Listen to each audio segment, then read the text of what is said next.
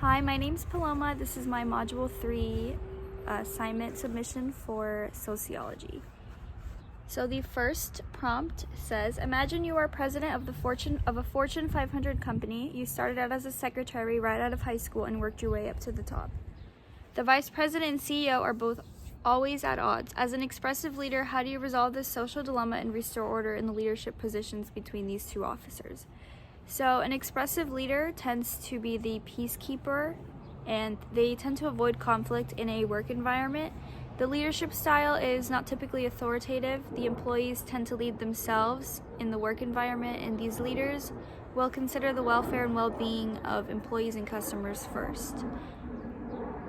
Communication is a key role in keeping a company successful for expressive leaders. So as an expressive leader, I would set up a meeting with both conflicting parties. I would allow the tension between both parties to diffuse, listen to both the VP and the CEO to express their concerns in a civil and respectful manner.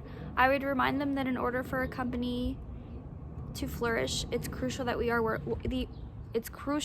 all work as a team than as opponents. I would make them feel listened to and heard. I'd find a compromise that will benefit both parties as well as the company moving forward. The third prompt is to name 3 types of formal organizations and explain how each is different, and also explain a time in your life when you were part of one of these 3 organizations and the positives and negatives within them.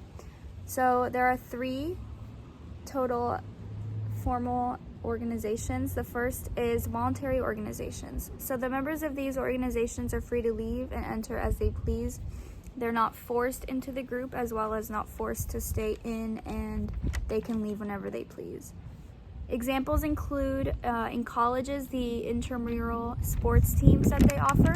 I know ASU has a football team that they have.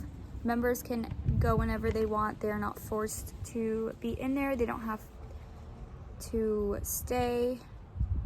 They can leave whenever they please. These members are not reimbursed for their time in the organization. It's a way for individuals to spend their free time, to spend time with others who share the same interests, or to advocate a change needed in society, such as the March for Our Lives movement that advocates for gun control in the United States. The second type of organization are coercive organizations. These individuals become members of coercive organizations against their will. They include prisons, mental institutions, or being drafted into the military. Being forced in these organizations is not always due to bad behavior, like committing serious crime and being sentenced to years in prison. Once a boy reaches 18 years old, they are legally required to enlist themselves in the draft, and if needed, they are forcefully sent to serve in the military during a war. So getting drafted into the war is an example of a coercive organization. The third is utilitarian organizations. These individuals who join these organizations tend to join due to practical reasons. Examples include university, labor unions, and government agencies and bureaus. These organizations are between coercive and voluntary because members are not required. However, it will benefit the member if they decide to join. University students don't typically wish to continue their education. However, in doing so, they will greatly benefit from this in the long run. I am a university student. Although I wish I didn't have to go through more years of college and stress of assignments, I know it'll greatly benefit me in the future. The advantage of nursing school is a guaranteed job after college, and I know that nursing is always in demand, so I know I'll have a job once I graduate. And the disadvantages would probably have to be the high tuition costs, but I know that, again, in the future, it'll all be worth it. So the third prompt says that you decided to run for public office. Although you have little to no experience with elections, holding office, or campaigning, you feel you can be successful because you helped a friend out who held a seat last term. Explain how this is a characteristic of Weber's ideal bureaucracy and what you will do to prove your competence under these circumstances. So the specific prompt refers to the fourth characteristic of Weber's ideal bureaucracy. The characteristic states that all appointed officers should hold qualifications and competence and the skills needed for the position. So they shouldn't obtain the office position by personal connections or political favors.